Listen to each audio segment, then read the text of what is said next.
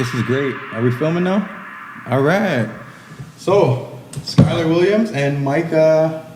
Myka's good. Myka's good. Awesome. We're here. Harv, how you doing? Pretty good. How's everybody doing today? Excellent day Yeah, today. not bad. For the flagship, to take your words, episode of the Harv and Jace show. The pilot. Harv, we've known each other a long time. Very long. Like And this is the decades. first time we've worked on something other than music. Right. So what do you think about that? I think this is some groundbreaking stuff. We've been through a few things together throughout the years, so this is just Right here on Six Nations, all our homes. Yeah. Yeah. And Just another chapter in our lives. That's it. The days of our lives. Yeah, if you're Resi. You know what I mean? We are at this I think everybody's pretty bush at this It's a nice snapshot. Yeah. Oh, that's great. So great that you guys could join us. We've been hearing a lot of stuff that is going on at 1492 LandBack Lane. And so, but we'll get to that. But we just want to kind of like get to know you guys a little bit, if you don't mind. For you, for instance, Skyler, I've always been hearing of you like through like media and stuff because of your career as a boxer. Yeah, I'm a boxer and an iron worker, father. I think those are kind of the big roles in my life that I coach, and I do a lot of stuff besides just LandBack stuff. Yeah, for sure. So there was life before that for sure.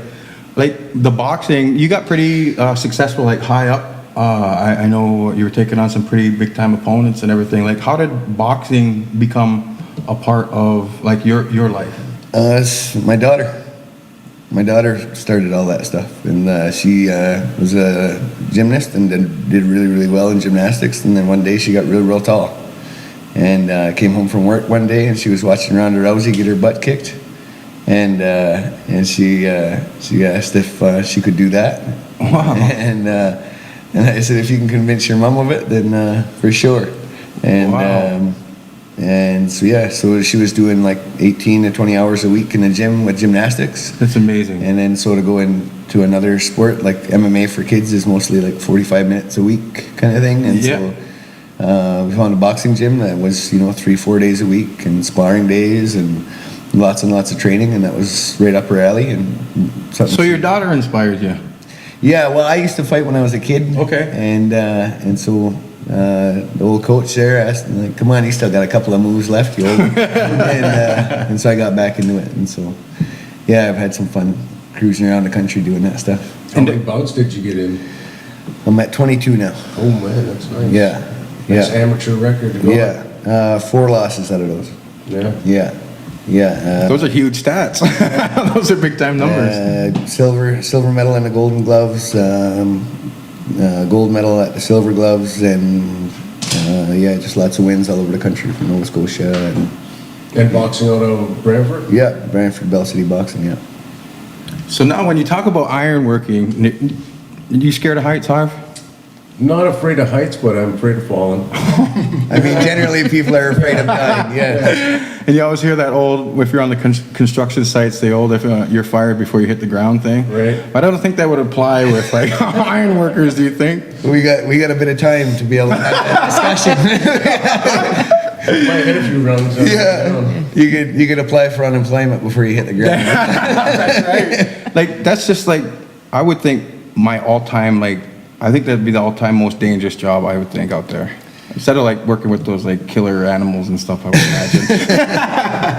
I mean, it's and so being a connector is the guy that works with the crane and puts the first pieces in, and so that's kind of been my job for. And they pull those big beams over, and you gotta hook them up and put the bolts definitely in. a like hand of God kind of thing when you can move a 10-ton piece of steel with your hand and put it in. We do a lot of bridges and high rises, and so over rushing water and 650 feet in the air, and so it's.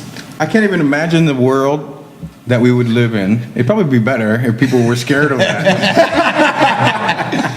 Because, man, you see some of those buildings, like the CN Tower, could you imagine being up that high? I can't even go into that building right now, and it's like that height, I don't think I could handle. Maybe a couple stories up.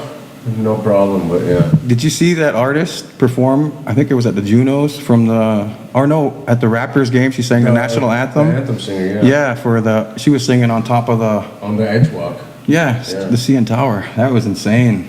I can't remember her name. Do you remember her name? I do not. Harv, this is your job. Yeah, she's the anthem singer for the Canadian anthem, so I don't that's not my favorite song. Was it the? That's not my jam. That's right. It's not my jam, so. Was that for the Leafs game or the Raptors game? The Raptors are pretty Okay. sure. 'Cause No, that I've was seen pretty a epic. highlight within the past week or so. Pretty epic stuff. Yeah. Jesse Reyes? Jesse Reyes. Jesse Reyes. Thank you, Troy. That's our Our stats man. stats man. Fact checker in the back. You Yeah. got the fact checker in the back. Thank you very much. Harv, I think you were mentioning something. Yeah, I know he's been doing a lot at LandBack Lane there. What's the latest on the current events? Like, I know he's got some fundraising and some concerts going on, but some good stuff happening down there. And I was at one of these Games. concerts, and I was so honored to be there last Saturday to see the unity down there, the community down there. It was so nice, and to not only get to see that and talk with you. This was the first time I really got a chance to talk to you. Was last Saturday, Skyler. Yeah. And not only that, I bring my outdoor clothes so I could, because they said they're going to play some like pickup lacrosse, so I assumed there'd be a couple little nets there, and we'd be nicely tossing it around, and then next thing you know, it's this big open field and people are getting laid out. So that was really cool. It was really nice to see that that community down there, you know. Yeah, absolutely. And I mean, like, that's something that's been going on now every Saturday. Derek kind of spearheaded Miller. that kind of stuff. Yeah, Derek Miller and Juno winner. Juno winner. And, Legendary. Absolutely. And so we've, and it was just last night, I was like, what are we going to call what it is that's going on? And so I was like, and just to kind of promote it a little bit more before Saturday, I was like Six Nations Unity Jam Sessions. That's awesome. And so I thought that was kind of neat to be able to, and for me personally to get up and sing some kind of wonderful. That was amazing. I was singing, you know, when I get singing, I kind of focus on the music, and then I just hear these real, like, amazing vocals, like gruff, singing some kind of wonderful. I look over and it's Skyler, and I was so pleased with that. I'm so glad you got up there and sang with me. It was awesome. Amazing. Harv, you're a singer. You're a rapper. I like to croon every now and then. So you're known as a crooner around Six More of a Nations. crooner, yes. Balladeer, I guess. Harv, but on the serious note, you were with True Crew. Yeah, I put a time in with Therese. It's been a minute. Since Many years, but they were pretty legendary in the music game. You know, starting out, getting a lot of views and stuff like on Much Music and get touring, and it was like a big a benchmark for music. I thought at that time there was a lot of music that led to what's going on now, which is a huge.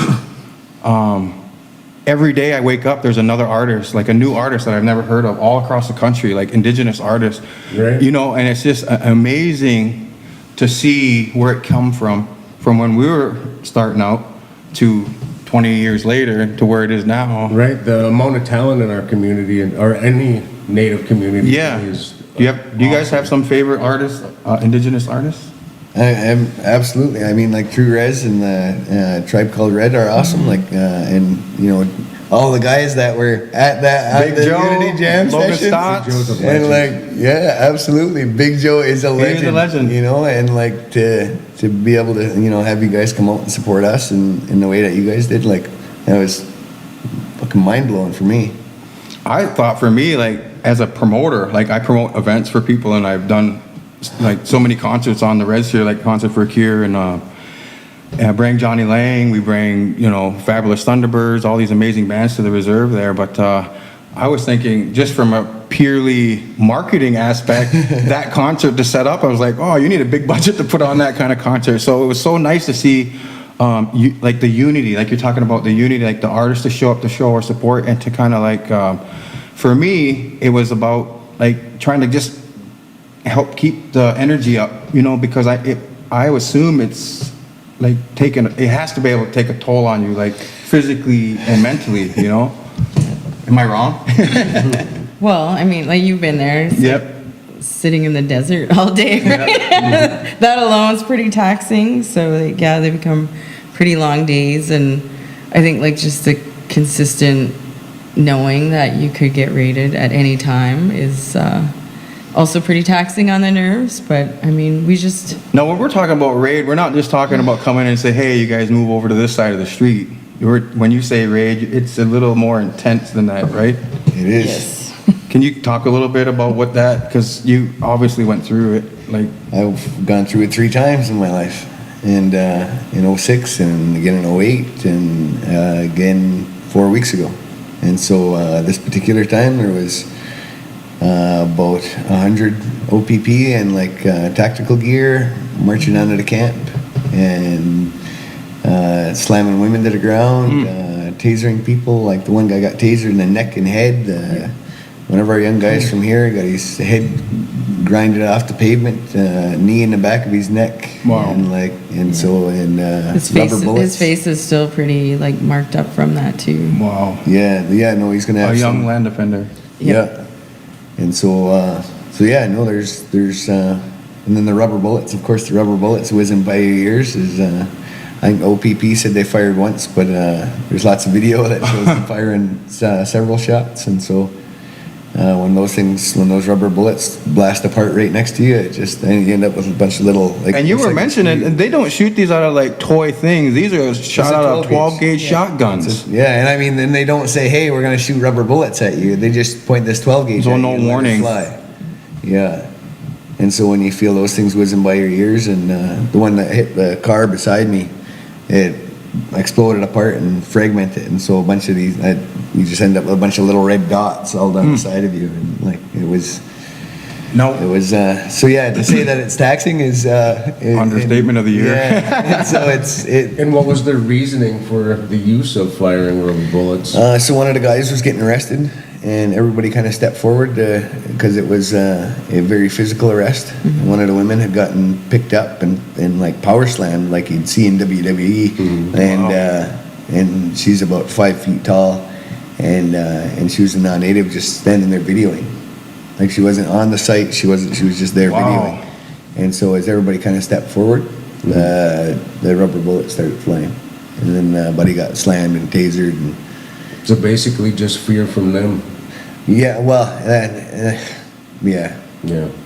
So I don't know what their method of engagement is, or use of force protocol is, but yeah, no, there was. Because I know on our side there's no weapons. There's never been any weapons. There's never, no. Anytime I've been to any occupation of any kind, there's Or any aggression that I've seen. Yeah. Yeah, and I think we've worked, like all of us have worked really hard to keep it that way, and because like the thing is the kind of the actions after that, there was some tires that got lit on fire, there was highways and railways that got blocked and roadways that got blocked, and I mean like this is the result of 400 years of oppression, and racism, and overcriminalization of indigenous people, of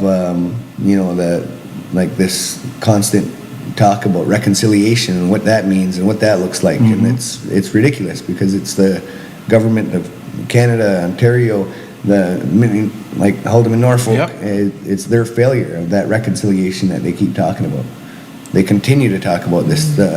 It's the townspeople, like they have this minor inconvenience, right? But they don't understand that, like you said, that 400 years of oppression. Like imagine dealing with that daily, for your children and family, and then all of a sudden, like just being inconvenienced to go around a road is kind of incomparable, And Canada doesn't educate their Canadian citizens enough about our problems or issues, and they just see aggressive Indians standing up, doing whatever, burning tires. They don't know But that was in response to. Yeah, well, and I was going to say, and I think it's important to understand like the railroad tracks and the roads and all those kind of blockades were like a specific indirect response to the land defenders being arrested, right? So like for And the shot and dragged through the exactly, ground like the violence that was brought onto us by like the colonial system, right? And so when you look at Mackenzie Meadows 1492 itself, like the roads have never been blocked there. Like even the driveway is like wide open, right? So Right. like it was like the intent was specifically on occupation, and even strategically like going in, everyone went in on a Sunday night when nobody was there and there was no workers. So like come Monday morning, you didn't even have to fight with the workers or anything. You were just already there and established. So there was like no need to like, confront anybody, kick anybody off. Like it was already established. So I think there's been some very purposeful steps to make sure that people understand this is like peaceful and it's just about occupation and it's just about holding space on the land, nothing more, right? Yeah. And that gets lost in obviously all the sensationalizing. Well, yeah, since Yeah. there's a lot of chatter, right? And so Yeah. you got a lot of left chatter, right chatter, but you want to get to the root of everything, right? There's going to be 1,400 houses here, right? 4,000 potential new families living at those 1,400 homes. And it's on Six Nations land. We don't want 4,000 new settlers. We want that land for 4,000 indigenous families. Well, and I mean, I think that like our people don't live like that. We don't live where we cover everything in asphalt and concrete, and so I think to say that we want 4,000 of our people to live there, I think is not quite correct. Okay. For us to be able to live and have an acre or two to be able to have a farm and be able to do the things that we do to let Mother Nature be Mother Nature. Yeah. Right. And because that's the thing is like that's how we live, and that's how we have lived for forever. And and it's not about kind of covering everything in concrete. Yeah. Asphalt to be able for us to be there. And I think it's like sort of like indicative of the inequity between indigenous people and settlers in Canada, because like consistently, like settlers just like buy up more property and they expand and they expand and expand, but like indigenous people, like any reserve, like, and this is by no means like specific to Six Nations, but any reserve, like your reserve is static and it stays like that's the land you have essentially.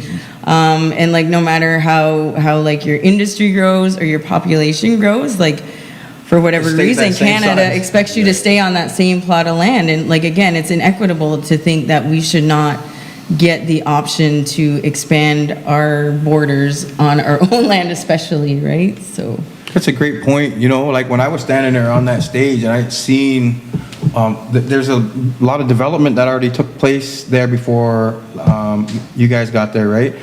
Like water lines and gas lines and stuff like that and it's just like you could really envision, this was just me personally, speaking personally, all those houses there with 4,000 indigenous people, because I truly believe that if there was the opportunity for 14 houses to be for sale for indigenous people, they would be sold like that, like within 15 minutes. I really believe that because for me, finding land to build this house, which I just moved into in October, like I know how hard it is to get land and everyone's looking for land. And there's no, like you said, we only have a set amount. So they're not making it like money, so it's truly something that finally somebody to stand up and say, enough is enough. Well, and I think that kind of speaks to like land claim stuff and being about more than dollars and cents. Yeah.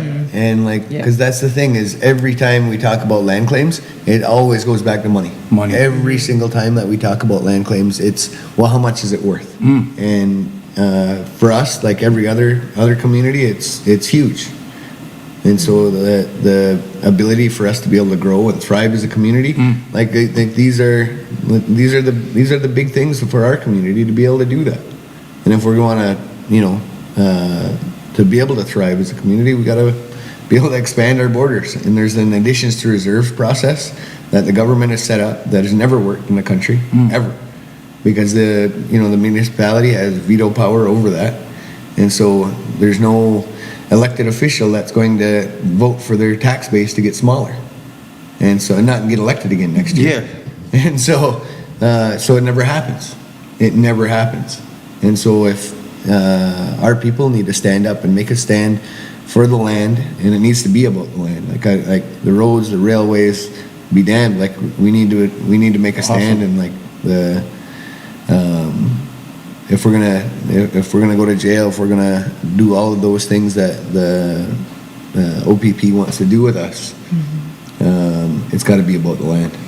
And I think even when you look at like historically when like, because it is just about like the government paying off the Indians like to get off the land, right? And but like the lowball prices that bands get in regards to like to the amounts of like land that they get is like ridiculous. Like you'll see hundreds and hundreds of like acres get sold for like 50,000. You know what I mean? Like, Crazy. and they're like, right, and it's like it's not even comparable to how much they would buy that land off of a settler. You know what I mean? Like Totally. we Like a don't quarter even, acre is like we're 80, 90 grand, like right? we're not even on par. We're not even ever on par to Wow. like an acre That's a great for a point. settler, right? So Like- it's like it's not.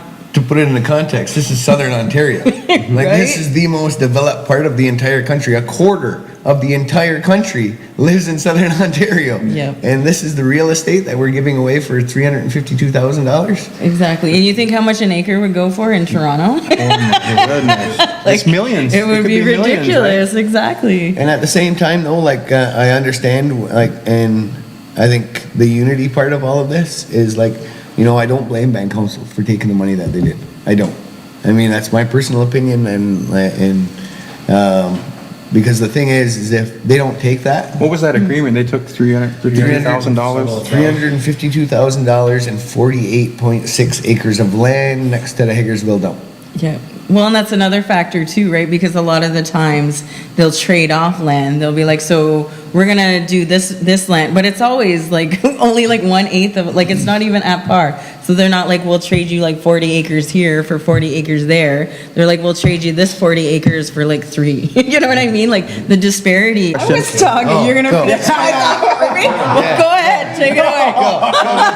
Go. Tell me what I was saying. Go, you go. You go. Go. I think it was pretty much done. Oh. Anyways. Okay, I Just think inequitable, we're ready to right? go, yep. About unity and about me not having any blame for Band Council taking the money, because that's the thing is like regardless of whether or not Band Council took that money, like that development was going to happen. And so like this idea that Band Council somehow had a choice in this, because Band Council can't call, you know, Jace up and say, hey, this development's going on, I need you to go down there and camp out for the next 60 days. Like, Right. And so like that that kind of dynamic for them, it means either take it or leave it. And so here's what we're prepared to give you. And so either you take it and the development goes on, or you don't take it and the development still goes on. Right, oh. And so Yeah. what does consultation and accommodation mean? What does meaningful consent mean? And like those are real things. Like Canada just signed on to the UN Declaration on Rights of Indigenous People. Well, they Like, endorsed there's- it. I don't know if they've Whatever. signed on, but they've agreed to endorse it at least. And so, like, these are real things, and they have, but there's no consequence for them until people like ourselves are willing to put our asses on the line to be able to say no to development. And this is what no looks like. And to give like a little more context to the like take it or leave it. So, I mean, I think none of us are unaware of the fact that the whole like colonial system is like meant to serve their purpose and not Oppress, ours, right? So like somewhere in their realms of laws and rules. So one of the things is that there's only a certain amount of time that you have to like put in a land claim and settle it. So one of the things with like all the stuff on the Haldeman Tract, what they're claiming is that we've like passed that window of time to be able to claim any land. Wow. Which is ridiculous because then like I don't even know how you would factor in like all that time, I guess maybe from like the 20s to the 60s almost, where Indigenous people were not even allowed to seek legal counsel. So it's Like like, my dad how can used- you represent and Yeah. claim stuff when like in their own laws they like CB'd us from being able to get any kind of counsel, right? So Right. it's You weren't allowed to get, you weren't allowed to vote, you weren't even a Yeah. human You couldn't until. hire a lawyer. yes. You could not Yeah, hire a so lawyer. how can you like Yeah. put in a land claim and fight it in Yeah, the my legal dad tells me system? about that Because they would stuff. just throw you in jail, Yeah. right? So And so, I like, mean, if a lawyer tried to help out and argue a case for an Indigenous person, they would lose their license. Wow. The system was never designed for No, us or That's right. meant to work for us or. And it still isn't. any way. When the Yeah. basic It idea never of it will. was it's supposed to be, we weren't supposed to be under their rules in the first place, right? And these time lapses or whatever they are, like, That's it. those are like separate from what we originally signed up for, which was be allies, not to be conquered by each other, right? Subjects, Isn't that yeah. the basic idea of the agreement that we signed with The Canada? two-row. The It's two-row supposed with to the be the same Iroquois, and Yeah. so. Absolutely, and I think kind of moving forward, like we need to understand that like there is the hereditary Haudenosaunee Council, Confederacy Council that's like alive and well here. The band council that has like about a 4% voter turnout. That you know, Wow. those people feel represented. And there's by 22,000 people that could Yeah. vote, like Yeah. minimum on Six Nations. So 4%, who's good at math? That's not very much. 1,200 last year. Wow. Yeah, That's and that was the crazy. best voter turnout that we've ever had. Yeah, like that was a Is that right? monumental year. That was a monumental year. I think I played a part in that. We went from 4% to 4.2%. Must be because you ran, eh? You turned the tide. Look Go at home that. or go home. He's tapping his go Harv or go home with a smirk that you have to be here to believe. No, but when I was in school, they used to say that, you know, like even for like any kind of like survey, they needed certain percentage of people Yep. to make it even close to being something that you could say this could potentially happen. But 4% was way off to what it has to be, like 60, 70, 80%, something like that. This is it. So all these decisions are being made by 4% of Six Nations for everyone on Six Nations. It affects everyone. But again, even with that, like the inequity, when you look at the Indian Act and all the rules on that, like originally it was like, I mean, I granted our population was a lot less back in the day, like when they first like installed the Indian Act Council. But you, like, it was something ridiculous, like you only needed 10 males to be able to pass something. And that's what it was, Wow. like it wasn't women, it wasn't anybody. 10 Six Nation males were enough to Wow. vote to have anything like fly back in the day. So again, like the inequitable system, and again, just to be able to like push their agenda, right? So all you need is like a couple of dudes. That's you know? crazy. And like the history of Six Nations, band council was imposed upon us. Was that is that That's correct? right. Yeah, 1924, absolutely. And I mean, and I think that kind of speaks to that, like divisions in every community, not just here, but like there's massive divides in every indigenous community across the country, through no fault of our own. Like Divide and conquer strategies still, And so you know. the government has looked for every crack and crevice to be able to drive a wedge in our community, and they've hammered them home at every opportunity. And so with band councils, they've done that across the country, where they install these band councils and park, you know, $1 million with these families, and then the other families, the have-nots, get upset with them. They in turn get upset with them, and then it creates these massive divides that for some And people are distrust, right? Absolutely. How can there be unity when there's that discourse, right? And so here at Six Nations, this is going on, you know, just shy of 100 years now, 96 years of this. And so there was a little bit before that as well, but 100 years of distrust and disunity and, you know, bad feelings and, you know, all of that stuff over 100 years being compounded over and over and over again. It's really difficult. And like for the development stuff anyways, if we're talking about whether or not we as a community can agree for development to roll on, I think we need the time and space to be able to come together as a community, to do that healing, to do that growing, to be able to have one voice. So when a developer says, can I build these 1,400 houses? We don't have 4% of the community saying yes or no, or the Confederacy's, you know, 10, 15%, or the Mohawk workers, couple of percent, because that ends up with about 80% of people that don't feel Right. represented by any of Or them. their voice isn't being heard, right? And Exactly. so I think that was a really big thing for us when we went in at Mackenzie Meadows, was that, like, you know, for those people that don't feel represented, like, they need to feel like they have a voice.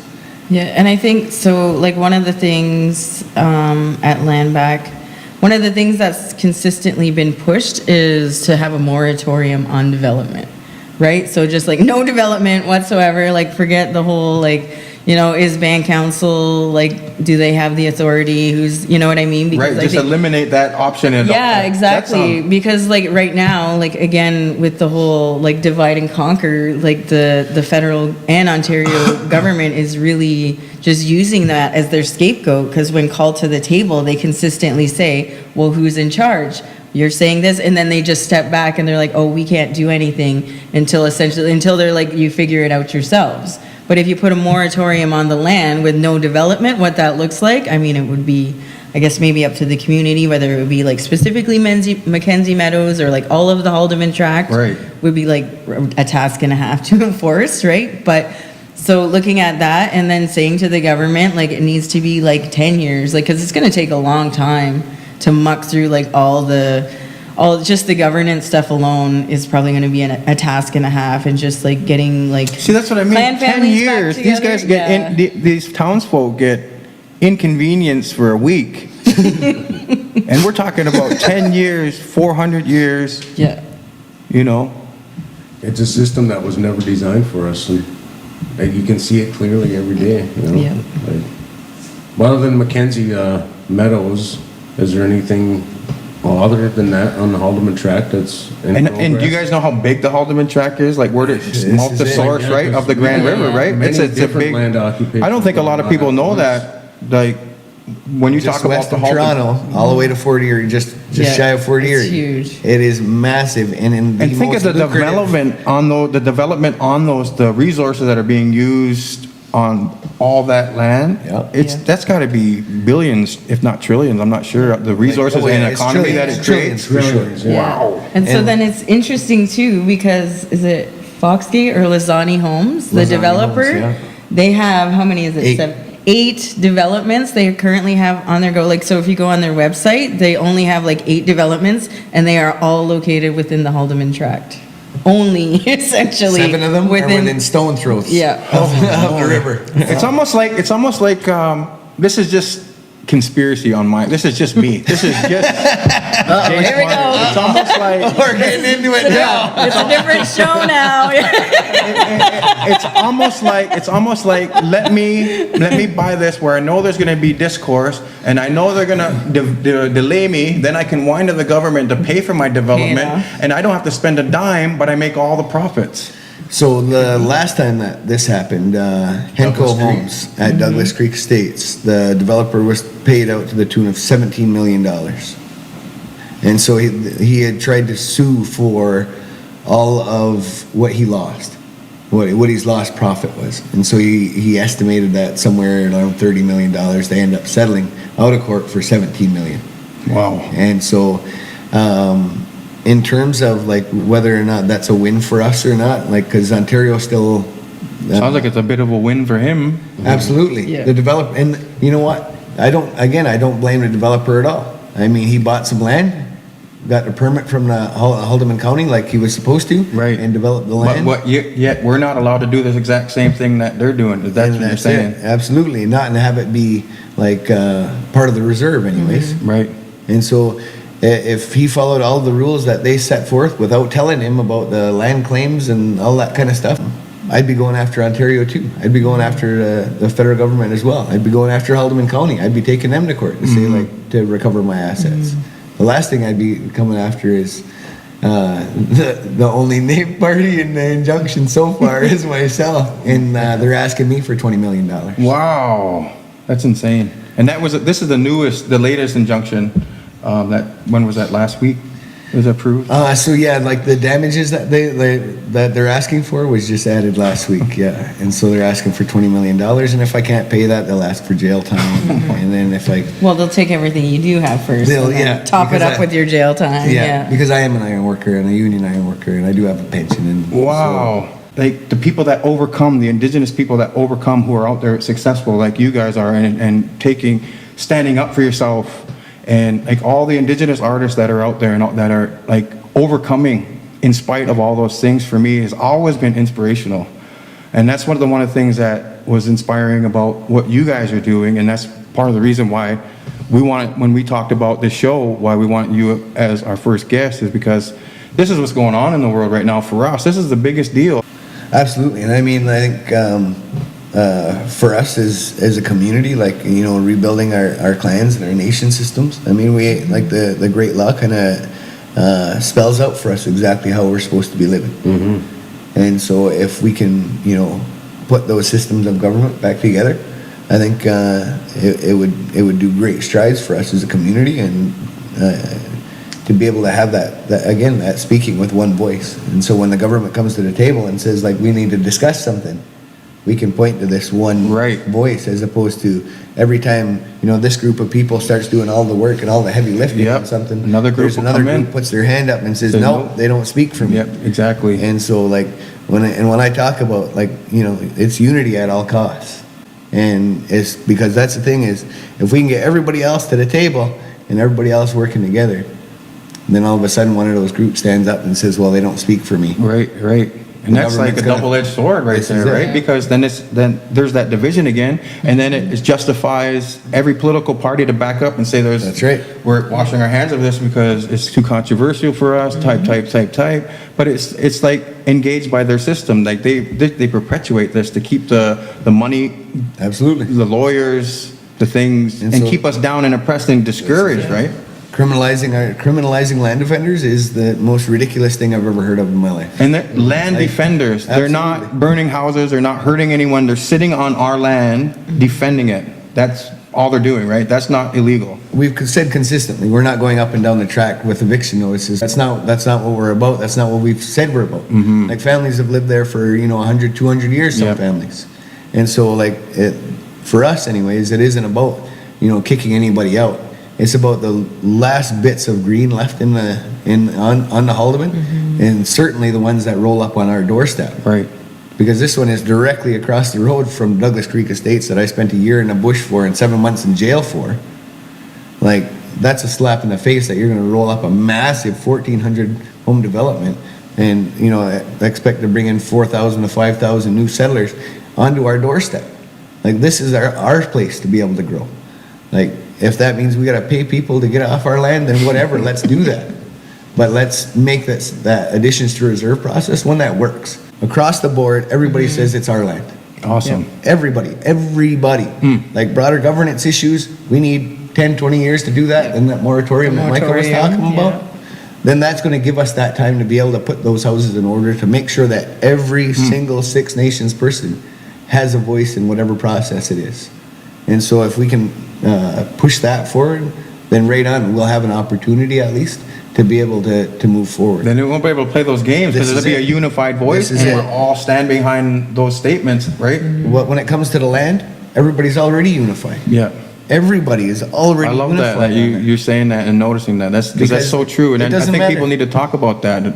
They talk a lot about our division, right? And you're talking a lot about unity. And so, like, when I go to my grandkids and they say, like, why, Grandpa, how come we got no land? And I got to turn around and say, well, I was mad at band council.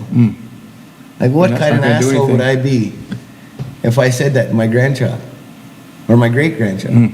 Like, what kind of jerk would I be if I had to look at my daughter in the eye and I said, I couldn't get over what Confederacy did. I was mad. Well, I couldn't get over what this person did to me, and I was mad. I couldn't stand up for the land. Right. And that's bullshit. And I'm not I'm So not powerful. prepared to do that. Like, I'm not prepared to do that for my grandkids, to my grandkids. What currently Six Nations has of our, well, we had like the whole track that you said, but now we currently live on, do you know the percentage we're on now? That 5%. of all the land? Just shy Wow. of 5%. That's huge numbers. I don't know if people know this kinds of things. Like they're saying that natives get this free and we want more and and like Like, you can everything is closing in Our on life us of literally. luxury on the res, right? But even that is closing in on us. Absolutely. Yep. Every day it's like they're building more and more around us to Yeah. box us in. Postage stamp in the middle of Southern Ontario. Yeah. And right now it's a green postage stamp. It is. Like, you can look on Google Earth right now and look at this green spot in the middle of It's Southern like one of the Ontario. last Carolinian That's forests right. and- It is the Yeah. last. Yeah. It is the last. And it's an amazing thing that we are able to do that just because of the way that we live, that we don't cover everything in asphalt and concrete like these big suburbs do. They call it development. Absolutely. That is not what progress looks like for us. Right. Progress for us means letting a tree grow because it Looking started to forward grow. The next 7 generations Absolutely. is our way, not how much can I make today. Yeah, this is it. We're thinking about future generations. Land has to be about more than dollars and cents. Right. I think that's the perfect segue to kind of end this. We've been talking, and we could talk for days. and I know when you got here, you said you could spend 5 hours on this, 5 hours on that, and I'm just so happy that it was just so, like, the conversation, you guys are so, you're so heartfelt and like all in, you know, like for the community and so focused on just about the land and unity. And these are the points that I think everyone should be focusing on. And I just really want to just thank you guys for joining us. Harv, Yeah, I know I just wanna your say, life has changed. I could see it. Yeah. Yeah, we'll go for everything you guys are doing down there, you know, like, I applaud every effort you guys are putting in and everybody down there, you know. Okay, so I wanted to talk just before we end it. Like the expenses must be pretty crazy down there, and I know you guys are, and I know that's probably an understatement too. But is there a way that people who can't get there to support physically, is there a way that they can help you guys from their homes, even in the States or in Australia? People who want to help you guys, like, and you know. Yeah, so we do have the email address, so it's landback6nations@gmail.com. There is a PayPal account connected to that, so like people in the States, people from France, they can't use like just e-transfer, so that's connected to it. Also, And that's Six Nations with a 6, am I correct? yes, Yeah. There's also specifically a GoFundMe page, but that's only for like legal stuff.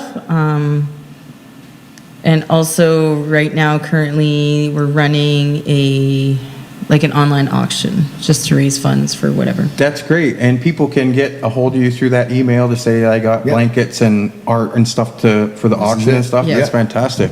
And so, yeah, I mean, like for, just to put some context around it, like for the injunction stuff, like you're talking about, you know, $1 million to $2 million to be able to go to the Supreme Court with stuff. And probably lose because again the chips are stacked against us. You're digging that ground, right? Like you're hammering that proverbial stone that one day you hit it and it'll break. You know, like.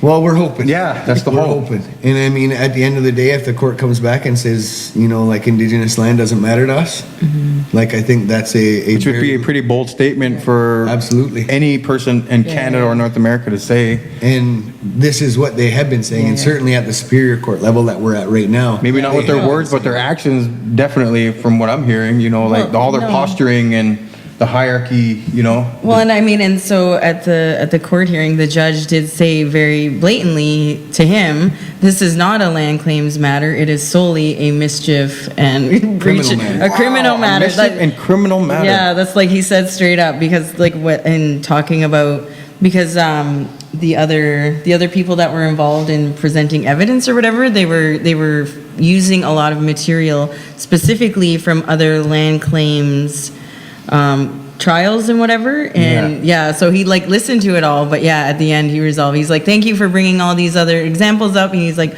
but realistically this is not a land claims matter. It is a mischief and breach of court order matter. It's so it shows crazy. you where he's at, right? It tells me, like, for me, it's almost like they have it so perfect, the system's so perfect that this judge just issues this injunction and then it's off his plate, and then he doesn't have to, he's justified. He did it thing by the rule of his law, right? And then it goes to the police chief and he just says, okay, let's just go in there and do this real quick so it's off my plate, and it goes back to federal. It's almost like they're just passing the buck. The judge kind of gave the police and using you guys as pawns. This is it. The judge gave the police a bit of grief about like he's being able to depend on the police to enforce his rule. Yep.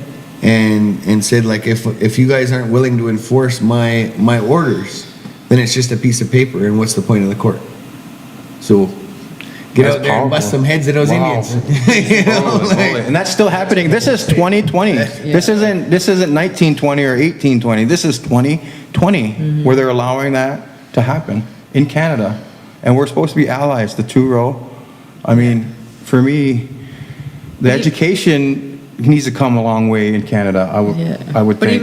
even when you look at injunctions specifically, so like just another tool of the colonial system, because when you look at how many injunctions are put on people specifically to like further development, resource extraction, like land claims, all of that stuff, there's like and I'm not a stats person, but like generally there's probably like a 95 fact checker. Where's our stats guy over here? There's like a 95% win rate for like companies and industry in Canada, but when you look at the injunctions Indigenous people put on like companies to stop them, there's like a 85%.